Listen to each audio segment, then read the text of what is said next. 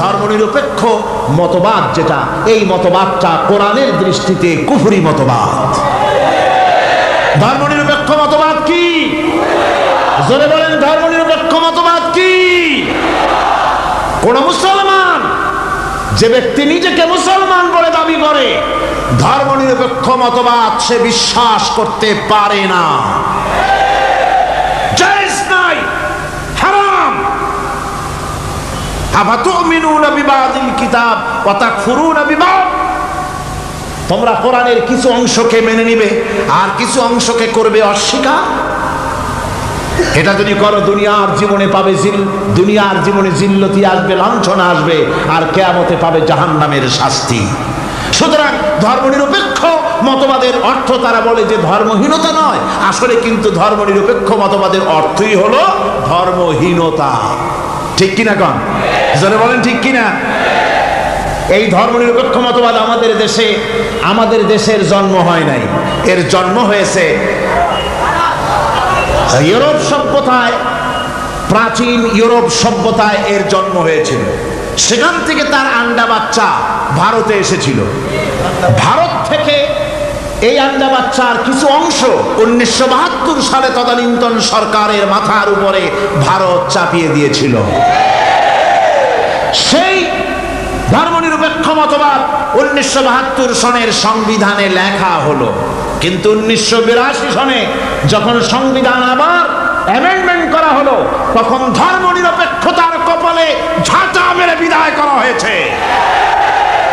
বাংলাদেশে ধর্মনিরপেক্ষ মতবাদ চলতে পারে না। ধর্মনিরপেক্ষ মতবাদের কথা আমাদের দেশে তারাই বলে যারা 72 সনে ক্ষমতায় ছিলেন। তারা ধর্মের সাথে কি ব্যবহার করেছেন আমরা ভুলে যাই নাই, আপনারা ভুলে গেছেন।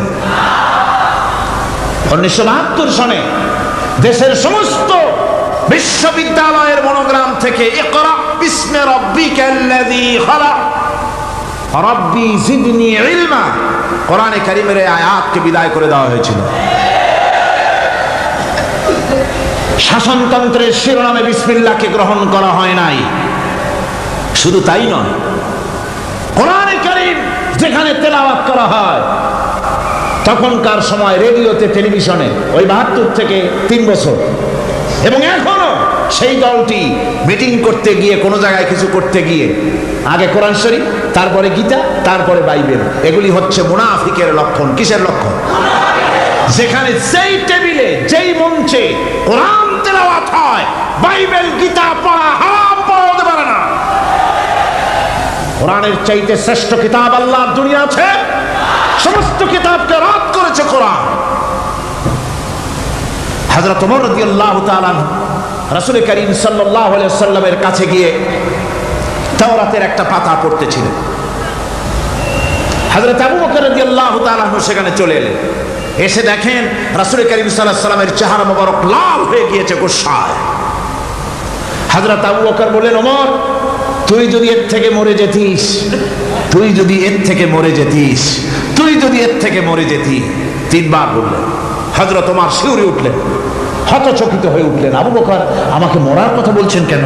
তিনি তাকিয়ে দেখেন রাসূল করিম সাল্লাল্লাহু আলাইহি ওয়াসাল্লামের চেহারা মোবারক গোসায় লাল হয়ে গিয়েছে। হযরত ওমর বলছেন, ইয়া রাসূলুল্লাহ, আমার এবং আমার পিতা মাতার জীবন আপনার কদম মোবারকে উৎসর্গ হয়ে যাক। আমি অপরাধ করেছি, কি অন্যায় করেছি হুজুর আমাকে বলুন। হুজুর বলছেন, ওমর, তুমি যে তাওরাতের পাতা আমার সামনে পড়তেছো, এই তাওরাত যার উপরে নাজিল হয়েছিল, সেই মুসা আলাইহিস সালাম যদি আজকে বেঁচে থাকতেন, তাহলে আমার উম্মতের ভিতরে শামিল হয়ে যাওয়া তার জন্য ফরজ হয়ে যেত। অতীতের সমস্ত কিতাবকে রদ করা হয়েছে, সমস্ত শরিয়াতকে বন্ধ করা হয়েছে। সুতরাং কোন মুসলমানের প্ল্যাটফর্মে যেখানে কোরআন তেলাওয়াত হয়, বেদ, বাইবেল, গীতা পড়া হারাম। সেখানে এই মুনাফিকরা তাও করে থাকে। আমার মুসলমান ভাইয়েরা, নজরুল ইসলাম কলেজের ইসলাম শব্দ বাদ দিয়ে নজরুল কলেজ করা হয়েছিল। সলিমুল্লাহ মুসলিম হলের মুসলিম শব্দ বাদ দিয়ে শুধু সলিমুল্লাহ হল করা হয়েছিল। তার মানে ধর্ম এদের কলিজায় আগুন জ্বালিয়ে দেয়। ইসলামের নাম বরদাস্ত হয় না, কোরআনের নাম বরদাস্ত হয় না। আর বরদাস্ত হয়নি বলেই আল্লাহ পাক তার ইন্তেকাম নিয়েছেন। আমার বক্তব্য হচ্ছে, কোরআনে কারীম পৃথিবীতে এসেছে শাসন করতে দুনিয়াকে। তার মধ্যে রয়েছে রাজনীতি, অর্থনীতি, সব কিছু। এই বিচার ফয়সালা কোরআন থেকে যারা গ্রহণ করে না, রাসূলকে যারা বিচারক মানে না, তাদের সম্পর্কে আল্লাহ পাক কি বলছেন শুনুন। فلا وربك لا يؤمنون حتى يحكموك فيما شجر بينهم ثم لا يجدوا في أنفسهم حرجا مما قضيت ويسلموا تسليما।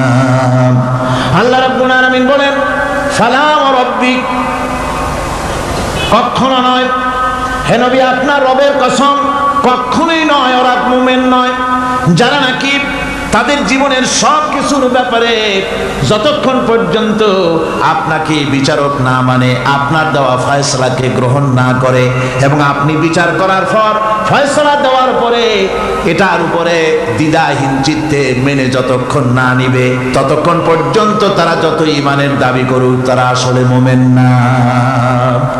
এ ফতোয়া কার? এ ফতোয়া কার?